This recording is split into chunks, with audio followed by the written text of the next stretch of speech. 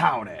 My name is Nonat, and with Player Core 2 officially released to the public a week or two ago, it is time to do a video that I've been meaning to remake for a long time, and with all of the classes in the remaster finally being out, I think it is the perfect time to return to my tier list video. My opinions on most of these classes have changed over the last couple of years, and especially a lot of the classes are radically different than they were when I made the video before, so I think it is time to revisit every single one of the 23 classes, that's on screen, that's not supposed to be there. Every single one of the 23 classes available to play in Pathfinder 2nd Edition in tier list format. I'm so excited to get back to this. I love doing proper tier lists like this, and I have not done it enough. So we're gonna hunker down, get yourself a snack, something to drink, because we're gonna be here for a while as I explain my personal rankings for every single class in PF2. And before we jump into it, I want to thank all of the members of the Nonat One's Patreon who support this channel every single month. If you'd like to join them, there is a link in the description. You can pledge for $10 a month. But dramatic zoom, but I actually have something very special to announce as well. If you go to that Patreon page, you will notice the incredibly expensive $250 tier. Now, there are only 4 spots available in this tier, and that's because all 4 people who join this tier are going to get a scheduled one-shot session GM'd by me for them and a group of up to 4 more of their friends. So a group of up to 5 players, I will GM a full 3 to 5 hour session for you. I'll work with you and your group to find a date and time that works for everybody involved, and we can either run something pre-written, or I'm more than happy to write and run a completely homebrewed one-shot like I did with my raffle a few months back. These are first come, first serve, so once they are gone, and anybody currently holding one of those tiers will have first dibs on renewing that tier the following month if they want me to run another one-shot for their group, or potentially move it into a fully longer form campaign with them paying and playing every single month. So if you and your friends have ever wanted to play a Pathfinder 2e one-shot GM'd by me, now is your chance. Like I said, first come, first serve, so once they're gone, they're gone.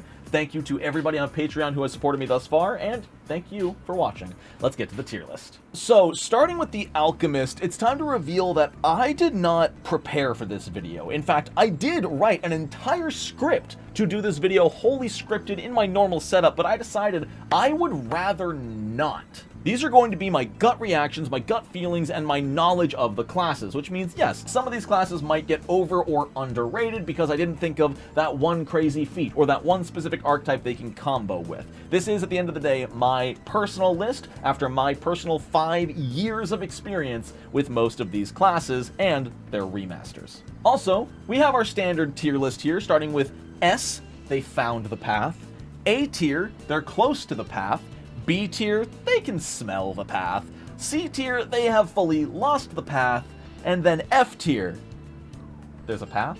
So let's get started with our friend the Alchemist, the ultimate jack of all trades when it comes to combat encounters, covering multiple different weaknesses, and supporting the party, and healing and buffing the party. Also being a ranged combatant, can do a lot of different things with poisons. The world is your oyster as an alchemist, and that has always wanted a bunch of bonus points for me. But I also know that most people don't like the Alchemist because it's very complicated and you'll never be the best at anything you do, and that is a completely fair thing to say. The Alchemist will never do the most damage, they will never be the best healer, they will never do anything the best, but they can do everything a little. And that's why, in reality, they are probably a B tier, but because I love my little Alchemist boys, I'm giving them A tier, because it's my list, damn it. Also, with their new Versatile Vials upgrade, Alchemists are absolutely crazy in that you can just whip up anything you have the recipe for with Versatile Vials, which basically function like focus spells. So you can just whip up any consumable you want over and over and over again, an unlimited amount of times per day. Sure, they only last 1 round because it's quick alchemy, but they're still fantastic. Also, they're a little bit better at healing than they used to be as well, because the Chirurgeon can now just throw the Elixirs of Life and splash them onto allies to heal them, and that was a huge buff for them. Plus, the Toxicologist can now hurt creatures that are immune to poison. Like, part of that subclass just lets their poisons hurt creatures that are immune to poison, and if a creature has a weakness to acid, it'll automatically turn the poison damage into acid to take advantage of it, if I read that right. It's such a cool subclass. Alchemist got a lot of love, probably still a B tier in actual mechanical power, but A tier in my heart. Barbarian is the easiest A tier of my life. Is it the most overpowered thing in the game that's going to break everything mechanically? No. Is it completely useless in combat and will never do anything? No. But it is always good, always consistent. If you can land even one good hit in a single combat encounter as the Barbarian, you've done more damage than some other classes, especially now that they have the new Mighty Rage ability. Turn 1, if the only thing you do in the entire combat turn 1 is rage and critically hit somebody, which raging is a free action now, like, you just walk up to somebody, you're level 11, you're probably hitting for over 60 points of damage. That is plenty, and you will never be upset to have a Barbarian on your team. Are they as consistent as fighters? No. Do they have any kind of versatility? Not really. The most you'll get is some grapple and intimidation support. But if you just want to hit somebody really hard, the Barbarian is the best class in the game to do that, except for maybe Magus. Magus can probably outdamage a Barbarian in a single hit, but we'll get to Magus. Barbarian, easy, very comfortable A tier. I think I would put it above Alchemist. I think I'm more likely to play a Barbarian than an Alchemist. The Bard is hard to rank. Like, a lot of people would drop Bard immediately in S tier, just for Courageous Anthem. Just for everybody else in your party levels up 1. +1 to attack rolls, +1 to damage rolls. That's just incredible. Copy that with, like, Dirge of Doom, the best spell in Pathfinder 2e. It's hard not to put Bard in S tier, but do I think it deserves it? It's hard, because Dirge of Doom, Courageous Anthem, those are your turn. Maybe you'll cast a spell if you're feeling lucky and frisky and you don't need to move anywhere. But is +1 to all attack rolls enough to automatically put you in S tier?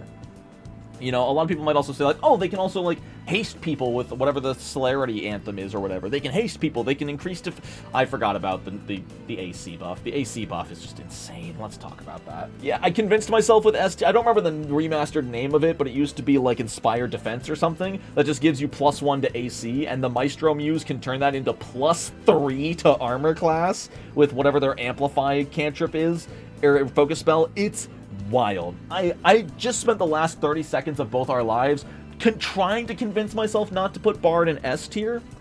I can't. It's too universally good. It's helpful on every single team. The only thing it doesn't stack with is other ways of getting status bonuses to weapons and attack rolls. But if you have a Bard on your team, you don't need to take those bonuses. The Bard just frees up the rest of the party to get even more creative with their builds because they already know they're going to get buffs. I know I've said in the past that a single +1 is not that important, but a +1 to everybody's attack rolls forever. It's hard to beat. Now, the champion, especially after the remaster, is a lot harder to place. You know, they're still the defensive god of the game. Nobody's going to stand up to the champion's armor class, especially if they have a big fat shield. The champion's got some decent spellcasting capabilities now, and there's an ambulance outside. They're also the ultimate archetype vessel. Like, the champion's base proficiencies with armor and weapons are so good that you can put almost any archetype on them and they're fantastic. Couple that with some of their awesome new feats like Blessed Counterstrike. The champion, I think maybe I put it in C or B tier in my last video. I think I'm putting it at least in A tier. I hesitate to say S tier for champion. I don't think I can, because at the end of the day, I dock some points for their overall gameplay style, which is very much like move, attack, raise, shield. In fact, I raise shield has become an inside joke with my Pathfinder group, just because it's kind of funny that they have to always do that every single turn. But overall, champions are phenomenal. One of the most reliable classes in the game. I have to put it above Alchemist at the very least. I think for my own personal preference, I still put Barbarian above Champion, but it's still phenomenal. Cleric. What a hard beast to rank. If this was just the best healer in the game, easiest S tier of my life. If it was about anything else, the Cleric doesn't even know there's a path in F tier. That's so hard, you know? A War Priest is just a worse champion. A Cloistered Cleric kind of just feels like a worse Divine Sorcerer. The only thing the Cleric has going for them is the insane amount of spell slots they have. And playing a Cleric, I'm playing a War Priest in my campaign right now, it feels great to be able to just dump out healing whenever you want, especially at low levels. You know, being level 4 and having 5 extra spells per day, or 4, however many it is, having those extra spells per day is incredible, and that never stops feeling great since they're auto-heightened to your max level.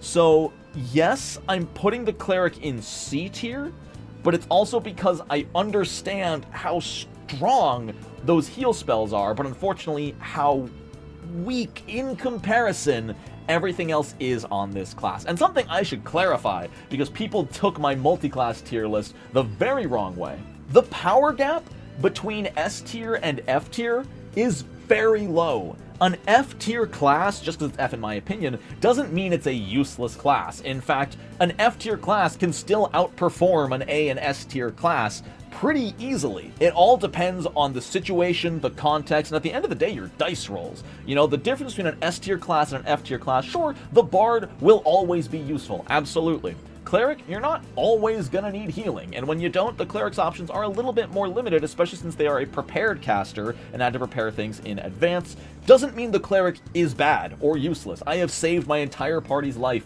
multiple times with my Cleric. I still put it in C tier in the grand scheme of things, but it is still a great class with a lot of uses. I just think that, for me personally, it belongs in C tier because it's more limited in what it can do, but it's still very good at what it does. Which I know is even more confusing because that's exactly what I said about Barbarian, and I put it into A tier, but I guess my defense of Barbarian is you will always need to attack and deal damage. You will not necessarily always need to heal somebody. And then there's the whole argument of they should get bonus points for roleplay, but if we gave every single class points for roleplay and combat, let's be honest, they'd all be S tiers. And a video is a lot more interesting this way. Moving on to Druid.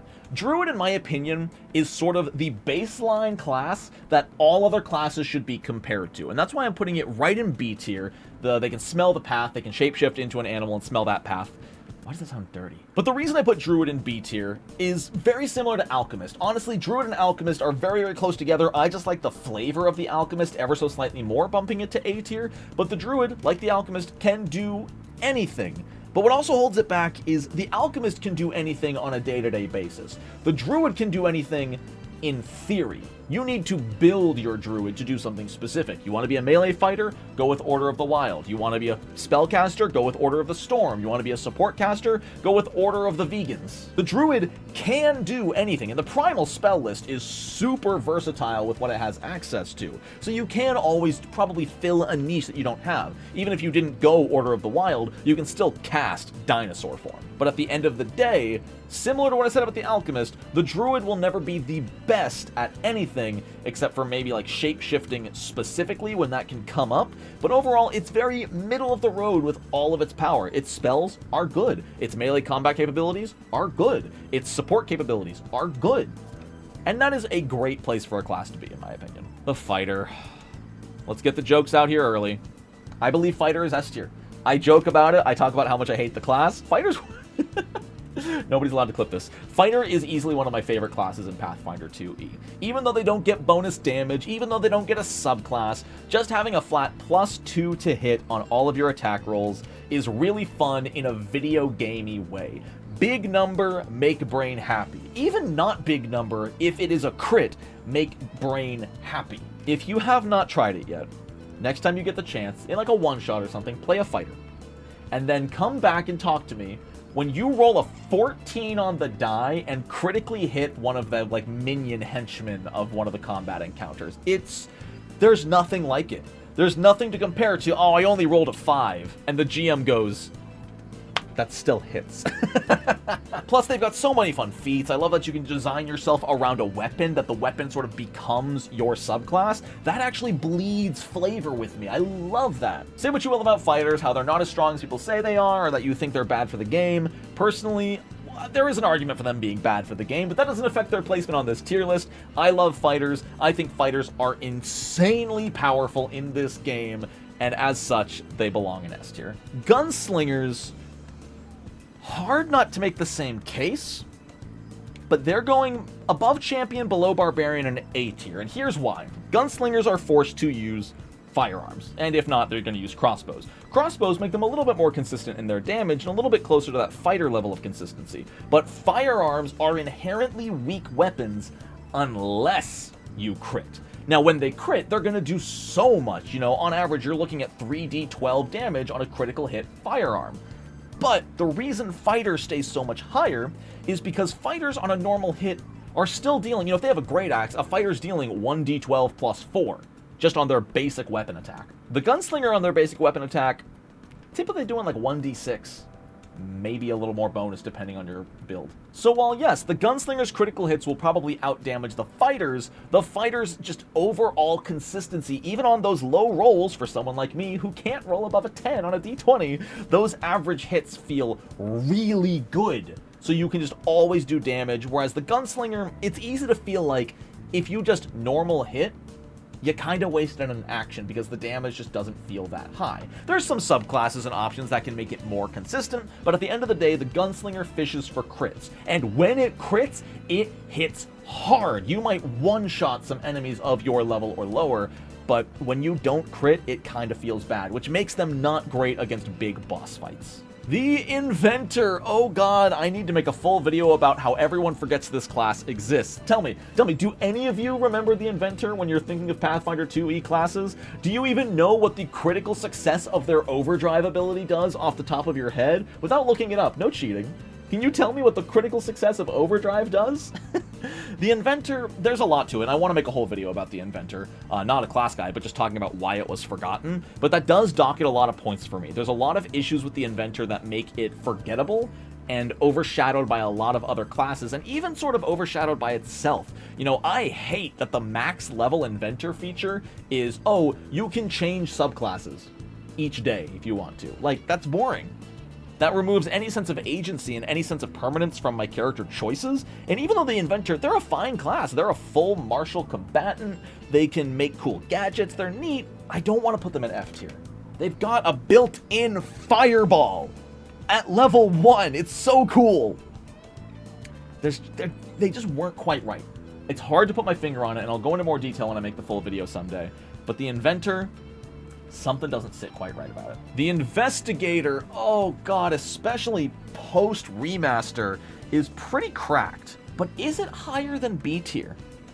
Does Investigator belong in B tier? Don't get me wrong, Pursue a Lead, phenomenal. Getting all those bonuses to tracking them down. Getting those bonuses to attack rolls and skill checks against the subject of, or anything related to the subject of your lead. Being able to pre-roll your attack rolls is crazy. I would say pre-master Investigator was B tier, but specifically because of a change of wording. We talked about this on my Discord server about a week ago. The Investigator's wording changed on Devise a Stratagem. Let me pull it up. Most of the time, Devise a Stratagem would cost you an action, which makes it pretty balanced, but now it's almost always going to be a free action, because you can devise a stratagem as a free action if you're aware the creature could help answer the question at the heart of one of your active investigations. If the active investigation is the big bad guy, and this is one of their minions or is like owned by one of their captains as a creature, like, you can just apply that. That's just a free action devise a stratagem. I think it's going to be low A tier. I think it's going to be below Alchemist, because overall they feel a little too much like a rogue in a lot of different ways. They feel like an intelligence rogue, which already exists as a rogue subclass, so like, it's here or there. But I do like what they do. Their subclasses are unique. They've got some cool mechanics. A lot of people don't like how meta the Investigator is, and I am one of those people. But I'm not going to hold that against the class itself, because that is by design. It's not like an unfortunate circumstance of the class. No, high B tier. That's why I love making these videos, because I really get to think through my thoughts and convince myself one way or another. It's very high B tier. It's almost A tier, but it's just not quite. Devise a Stratagem is awesome, but you can also just get it through the archetype, which is absolutely bonkers. So, yeah, I think high B tier is fair for Investigator. Some of you might put it higher, some of you might actually put it lower, but I think it's in a good place. The Magus. Oh, the Magus. If I could just rate you based off my heart, you would get the tippy top of A tier. Let's be real, the Magus is low C tier. I thought about putting it in F. The idea is still there. The Magus is so cool in theory. The idea of swinging a Great Axe for whatever 3d12 damage, plus your Disintegrate for whatever that is, like 12d6 or whatever Disintegrate is, it's so much possible damage in one hit on a roll of the dice. But if you miss, you're so done for like 2 rounds of combat because you spent 2 of your actions and missed. You have to recharge your spell strike in some way. You wasted your 1 of 4 spell slots for the day. Like, the Magus just hurts so bad when they miss. And every Magus I've ever played with has missed. And of course, they never miss when they spell strike with a cantrip, which, don't get me wrong, still feels cool to use a flavorful cantrip that ignites your blade with fire, and you get to use ignition damage on top of your longsword. That's super sick. But they're also crazy multiple ability dependent, needing intelligence for their spells, which granted aren't nearly as important because you're not making spell attack rolls that often, but you also need strength for your weapon damage, and you also need dexterity for your general armor class, or if you're using a dex-based weapon. Magus have a lot of ways to build them, but they're really hard to play well, and it's very luck dependent. Magus, even more than Gunslinger, is the most gamble-heavy class in the game. You're either going to one-shot the boss or waste 2 rounds trying to do it again. The Monk, every year. Let me tell you, when I first started playing PF2, when I was first reading these, Monk would have been the easiest A tier. It would have been so easy to put in low A tier. But over the last 5 years, I've seen multiple Monks. And I've seen in the remaster, they got almost no changes aside from that awesome new feat at level 20, which doesn't matter. Over time, you know, A tier, oh, these stances are so cool, every monk is customizable, wow, that's rad. Then a couple years later, I would have dropped it to B tier, saying, okay, some of the stances don't feel that impactful. You know, they grant you, like, a weapon trait and a die size. That's about it most of the time. I'm like, okay, cool. And then after seeing my friend play a monk for 8 months in our campaign from level 1 to 9, it's dropped even lower. And the main problem is that monks don't feel rewarded for being fast and agile. In fact, a lot of the times they don't even feel that agile. You know, their big thing is Flurry of Blows, but the problem is Flurry of Blows follows multiple attack penalty. The most a monk will usually get to do is move a little bit more than another class, which is useful from time to time, you know, especially in those sort of like puzzle-heavy combat. Sure, it's great to have that movement speed, it's great to have the action economy to move, and attack twice in one turn, but at the end of the day, they still suffer from not being as accurate as, like, the fighter, and then on their second attack being at -4, -5 if you're not in an agile stance. Like, most of the time, the second attack on Flurry of Blows missed, and it was really, really tough to see. The Monk just doesn't feel great. I'm gonna keep the Magus above it even, because at least when the Magus hits, it hits big, but the Monk never has their moment. You know, the Cleric gets their moment when they get to spam heal spells to keep the party alive. The Inventor gets their moment when they get to overdrive and just explode their weapon into a fireball. The Magus gets their moment when they inevitably critical hit that Disintegrate attack roll. Monks? Maybe the target failed their saving throw and got stunned. 1? It's not useless by any means. That's why it's not going in F tier. The Monk is just sadly not that consistent.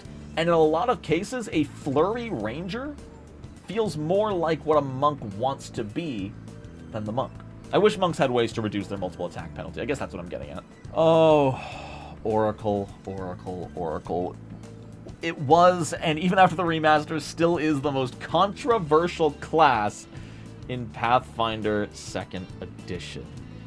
They got some really cool new tools. They got some really, really fun stuff, and I'm gonna try my best not to let their archetype sway my judgment. Because if I was taking the archetype into account, they would be F tier, because everybody is a better Oracle than the Oracle. That's just a fact. If you take the Oracle archetype as any other class, you are a better Oracle than the Oracle. But I'm not gonna take that into consideration. I'm just gonna look at this as it is, which is a spontaneous spellcaster designed with some cool features. Their focus points no longer exacerbate their curse.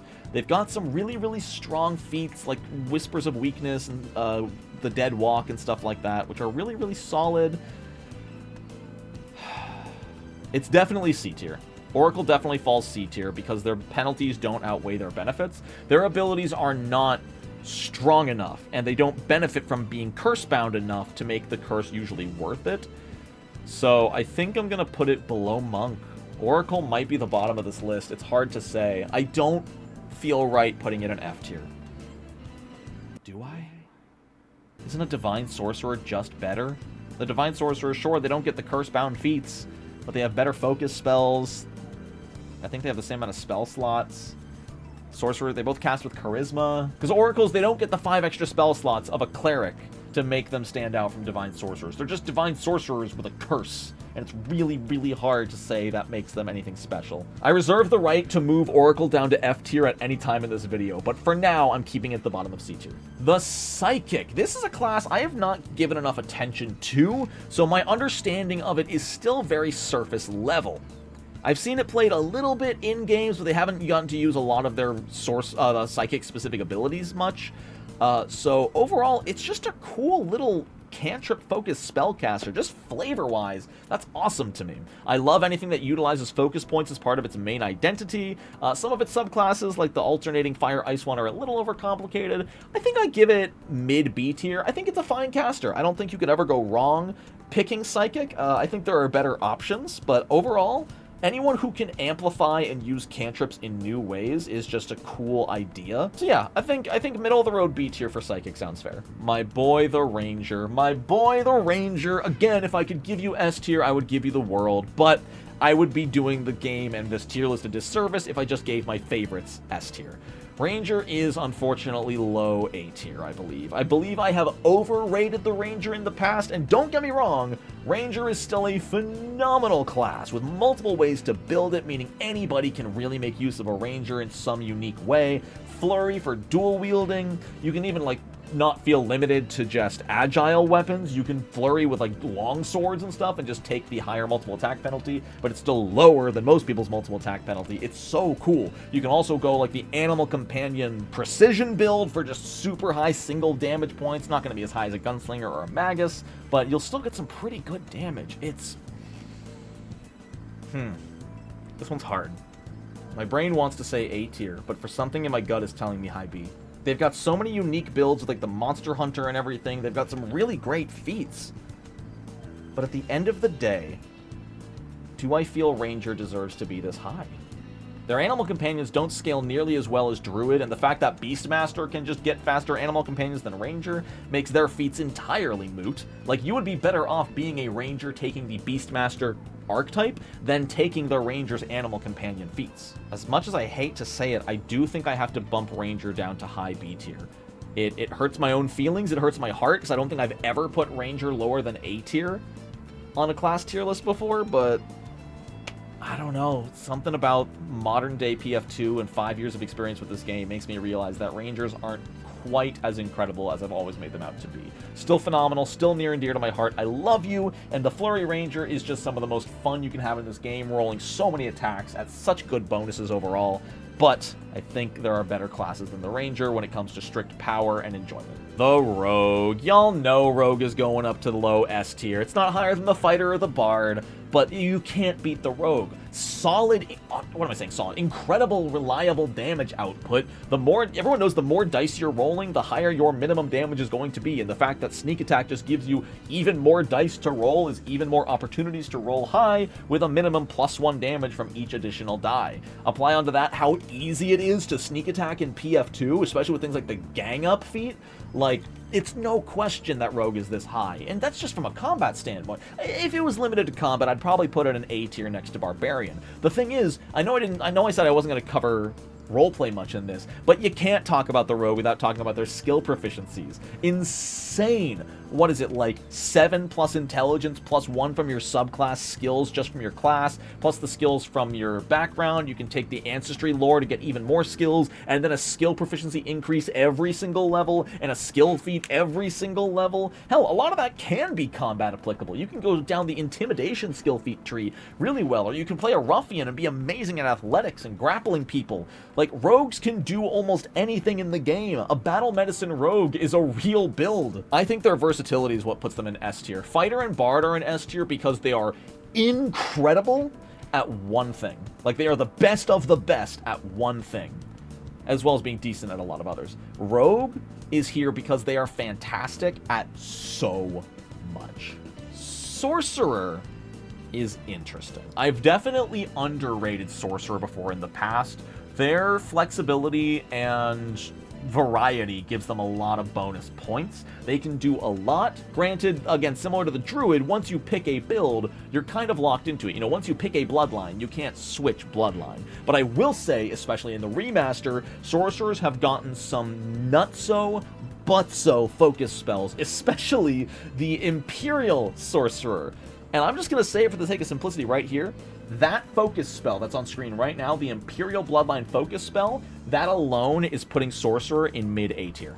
I don't think it's as good as a Gunslinger. I think it might be better than a Champion. These are hard classes to compare at overall power levels because Champion's a very defensive class, Sorcerer's obviously a very controlling or offensive class, so it's hard to put one above the other here, but Sorcerer, easy A tier. Probably, as far as just spell casting is concerned on an offensive description, Sorcerers are probably the strongest spellcaster in Pathfinder 2e. I put the Bard higher because they have some innate abilities with their Courageous Anthem that are just universally applicable to make everybody stronger, but as a standalone class, Sorcerer is unparalleled. Oh, Summoner. Oh, Summoner, I've wanted so much out of you, and you're not a bad class. I don't know if I'm going to put any of these classes in F tier. Maybe Oracle, we'll see. But Summoner, I think I'm going to put you above Magus. I'll put you above Inventor, but below Cleric. The Summoner suffers from some serious action economy problems, which, don't get me wrong, they have a lot of actions because of Act Together and shared actions and stuff. They can do a lot. I think my biggest problem with the Summoner is the shared multiple attack penalty. It's hard to feel useful as a Summoner when you spend most of your actions on your Eidolon moving and attacking, and oh, you as the Summoner, you've got 2 actions left? Well, I hope you like saving throw spells, because if your Eidolon already attacked, if you make a spell attack roll, you take -5. So there is no world where you can be like an aggressive, like Ray spellcaster as a Summoner while also using your Eidolon. And then Summoners also lost a lot of identity being converted into Pathfinder 2e. You know, you have Meld with Eidolon, but there's no statistical advantage to it, really, I guess, aside from rolling less saving throws and area effects if it would catch both of you. It's just, Summoner is left wanting a lot. It's still good, their Eidolon still does great damage, and they've got some awesome support to just put bodies on the field with summoning spells. I got a Summoner in my Kingmaker campaign who always throws up little constructs and stuff to distract the enemies, and it does save us a lot of life, but that's not specific to the Summoner, really. They have a lot of hit points. I'll give them that. It's a nice little benefit. They can be a bit of a hit point sponge in the right circumstances. I just feel like they're not as good as a martial character in combat, and they're not as good as a spellcaster in the backline. They struggle to do a lot. And unlike something like the Druid or the Alchemist, they can't do everything.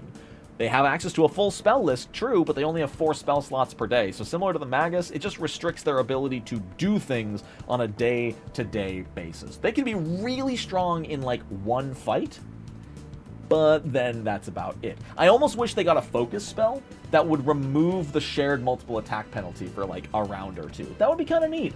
You know, one action focus spell, remove the shared multiple attack penalty, then use that with a shared act together to let your Eidolon attack, and then you have 2 actions to make a spell attack roll. That would be cool. I would love that. There's so many spells in this game that are spell attack rolls that the Summoner just can't make use of 9 times out of 10. It's really unfortunate. Swashbuckler's interesting. In a lot of cases, I feel like Swashbuckler just fails to be as efficient as a Rogue. Rogue has the reliability of their sneak attack almost always being active 9 times out of 10, and the overall damage from sneak attack is going to be higher than the bonus damage from panache. Their finishers are cool, but they're never really, like, game-changing. You know, it's a couple extra d6, or maybe at higher levels you can get funky on the battlefield, hitting 2 targets or doing some other fun finishers.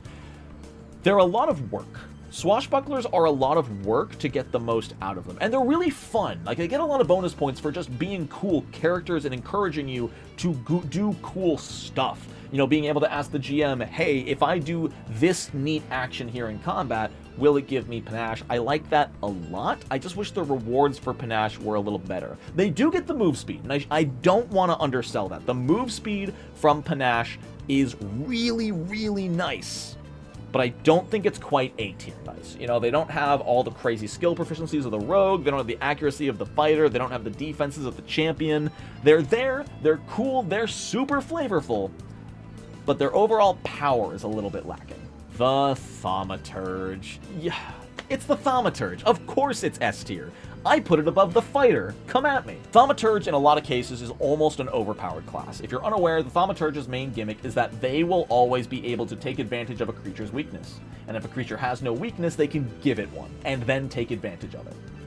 And that's just their base class feature. Their subclasses are wild, and they can stack and mix and match as much as they want, to the point where, like, a level 1 Thaumaturge can teleport.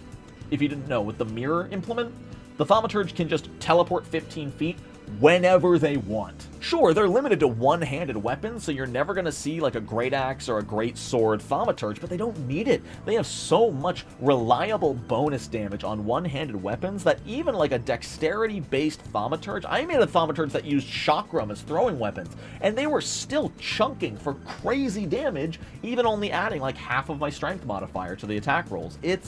It's nuts. They're so they can do something in every encounter. It does not matter what the enemy is immune to. It does not matter what the enemy can do. If the Thaumaturge can attack the target, they can hurt the target, and it's just so consistent. Just as the fighter's in S tier because of their attack roll consistency, the Thaumaturge is in here because of their damage consistency. It's absolutely nuts. Add on top of that all the utility provided by their implements, and the Thaumaturge can fill a number of different niches as a secondary role. It's unparalleled. The Thaumaturge is one of the most reliable classes in the entire game. Witch and Wizard. I really hate still clumping these two together, but it's almost impossible not to. You know, the Remastered Witch has some cool identity to it. You know, they've got the lessons, they've got the familiar abilities, they've got those original hexes. So I guess the Witch almost in some cases feels like a bard and a wizard had a baby, but rather than the bard buffing people, its hexes are debuffing people. You know, they work very similar to the cantrips of the bard, but they can, you know, reduce armor class and reduce movement speed and all that jazz. They do some damage sometimes. The hexes are fun. The problem with the Witch is that it's very front-loaded in what it gives you. You get your hex, you get your familiar and your familiar ability, and your subclass gives you nothing else after that. The familiar abilities are really cool. I do believe that they can alter the battlefield in the right circumstances and change how things go overall. Do I think that it puts it up to B tier though? Or are witches still left wanting more? If I'm being fair, and I put the Cleric in C tier, and the Cleric gets 5 extra spell slots to heal, I think the Witch is worse than that. I do believe that the familiar abilities, while cool, are not nearly as powerful as the Cleric's 5 extra heal spell slots, you know? And as far as spellcasting goes, the Bard can cast their occult spells, the Sorcerer can cast their occult spells, Witches can cast in any tradition, sure, but they're still limited to the tradition they pick because of their patron. A big problem is that familiars don't do much in Pathfinder 2e. In combat, I should state that. Familiars don't do a lot in combat in Pathfinder 2e. They've got some really cool roleplay potential, and some of the familiar abilities they've added are amazing in those non-combat encounters and those times between encounters to tell really good stories. But mechanically speaking, the Witch is still lacking. Granted, they can use a hex and a 2-action spell in the same turn. And since they're cantrips, they can always do that. Okay, I've convinced myself to put Witch at low B tier and Wizard at high C tier. Wizard is only beating Cleric because I like Wizard so much. Honestly, like, I think the Cleric is probably stronger than the Wizard. Wizards are a little bit lackluster in Pathfinder 2e, I'm not gonna lie. But Witches just barely get the leg up over Wizards because of their ability to have great action economy, 2 1-action hex, 2-action spell. And sure, the Wizards can do that with a lot of their school spells, but those use focus points. You're getting 3 of those max per combat, and then that 3rd action on a Wizard, same with the Cleric, honestly, is really hard to use sometimes. But finally, we can wrap up this tier list with the Kineticist, which I give a very, very generous A tier. I meant to put it behind Alchemist, but now I'm questioning. That looks like a good spot for it. That honestly, you know what, just for fun, or for F tier. The Kineticist is...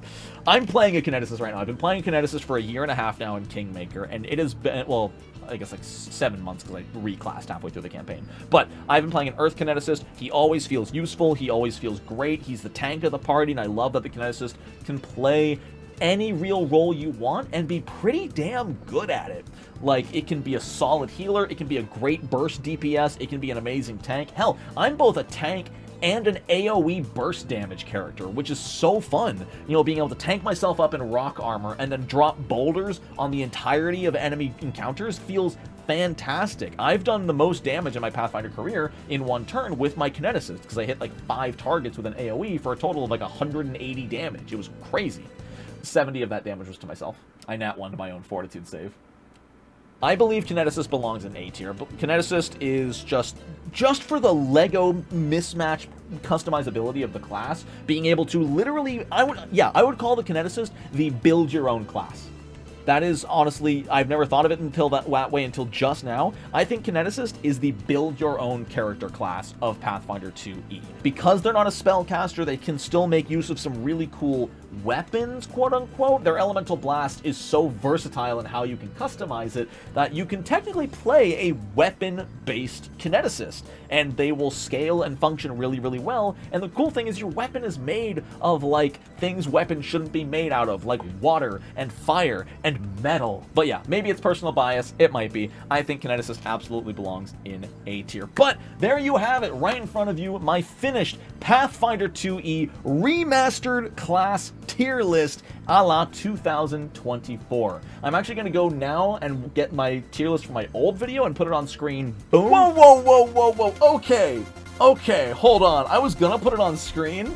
No. We're making this its own video. Tomorrow, you see me reacting to my own tier list because, oh my god, what are these choices? Stick around, subscribe to the channel so you don't miss the notification tomorrow because you're gonna want to see this. These are very different tier lists.